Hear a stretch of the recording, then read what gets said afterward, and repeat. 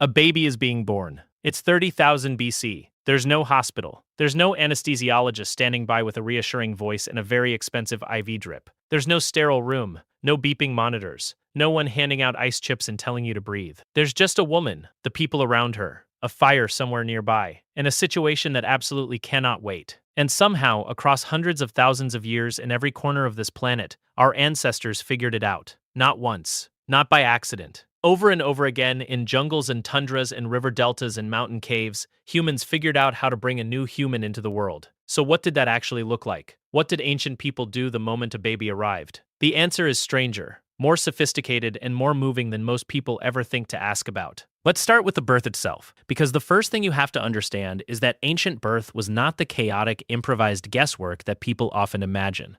There's this assumption baked into how we talk about prehistory that ancient humans were basically stumbling through everything. They weren't. By the time Homo sapiens were anatomically modern, somewhere around 300,000 years ago, they had already been watching births happen for generations. They had accumulated knowledge. They had preferences, methods, positions, and almost certainly specialists. The idea of a midwife, a person whose specific role was to assist in birth, appears to be very, very old. Anthropologists studying forager societies that survived into the modern period consistently find the same thing. Birth is not a solo event. It's communal, managed, and guided. Here's what the physical evidence tells us. Skeletal remains from ancient burial sites show something that researchers found genuinely surprising when they first started noticing it. Neanderthal women, our close cousins who lived across Europe and Western Asia, until roughly 40,000 years ago, had infants with heads proportionally large enough that unassisted birth would have been extremely difficult. Paleoanthropologist Karen Rosenberg has argued that this skeletal reality is itself evidence of assisted birth, that the geometry of the Neanderthal pelvis and infant skull essentially required another set of hands. Think about what that means. Assisted childbirth may predate our own species entirely. It may not be a human invention at all. It may be an inheritance. Now, the moment the baby actually arrived, one of the first and most universal things that seems to have happened across ancient cultures is an assessment. Does this child live? Because here's the part of ancient birth that is genuinely hard to sit with. Infant mortality in prehistoric populations was catastrophic by modern standards. Estimates vary, but something in the range of 30 to 50% of children born in pre-agricultural societies did not survive their first year. That number shapes everything. It shapes how communities responded to a birth, how long they waited before naming a child, how they understood the boundary between potential life and actual life. Babies were precious. They were also fragile in a way that ancient people understood with a clarity we've largely been insulated from. In many ancient and indigenous cultures,